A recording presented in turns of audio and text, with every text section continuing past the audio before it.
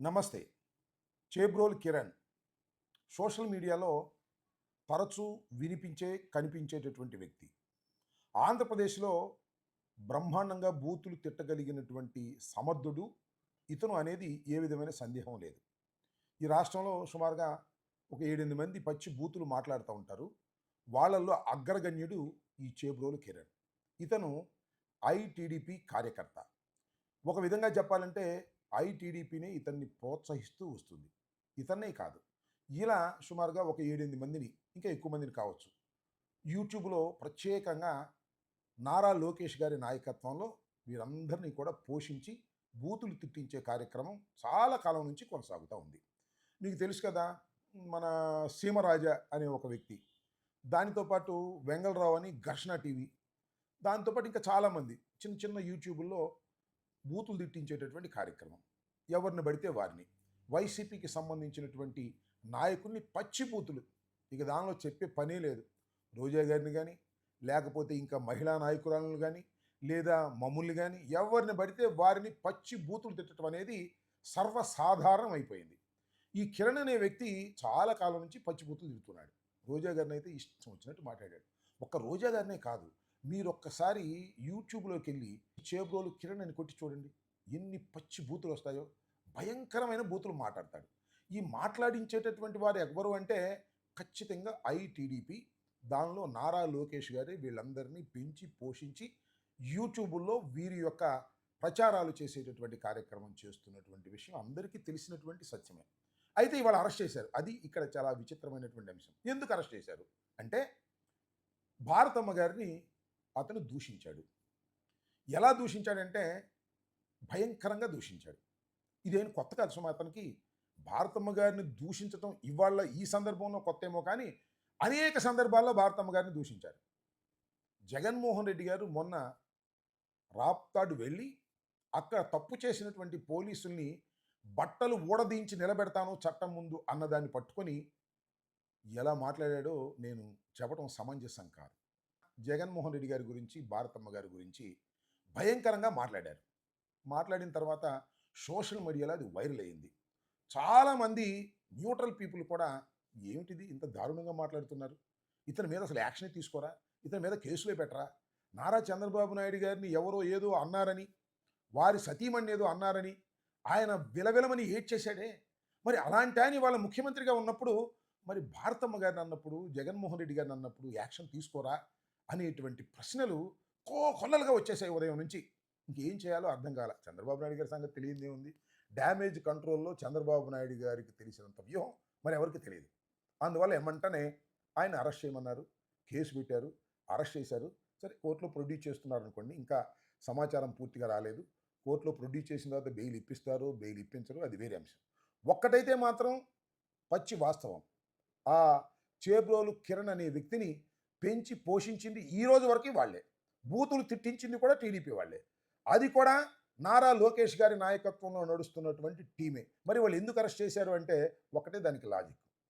చంద్రబాబు నాయుడు గారిని భార్య అన్నప్పుడు అంత ఆవేదన పడినప్పుడు మరి జగన్మోహన్ రెడ్డి గారి సతీమణిని భార్యని అన్నప్పుడు మరి చంద్రబాబు నాయుడు గారు కామ్గా ఉంటే ఎలాగా అనేటువంటి ప్రశ్నకు సమాధానం చెప్పలేక అనివార్యమైన పరిస్థితుల్లో అరెస్ట్ చేసి ఒక డ్రామా ఆడుతున్నటువంటి సందర్భం అని ఈ సందర్భంగా నేను చెప్పదలుచుకున్నాను.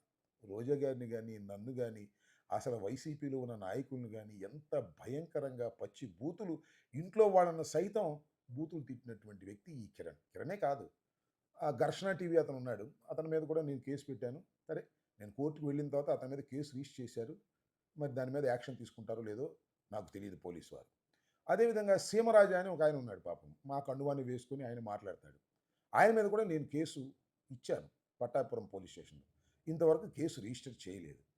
అయితే నేను చెప్పదలుచుకున్నది ఏంటంటే వీరందరినీ కూడా ఇలా చిన్న చిన్న యూట్యూబుల్లో కొంతమందిని పెంచి పోషించి తయారు చేసి వారిని తిట్టించేటటువంటి కార్యక్రమం వైఎస్ఆర్ కాంగ్రెస్ పార్టీని భయంకరంగా తిట్టించేటటువంటి కార్యక్రమం చేస్తున్నటువంటి సందర్భాలు ఇవాళ కొత్త కాదని మనం చేస్తున్నాం.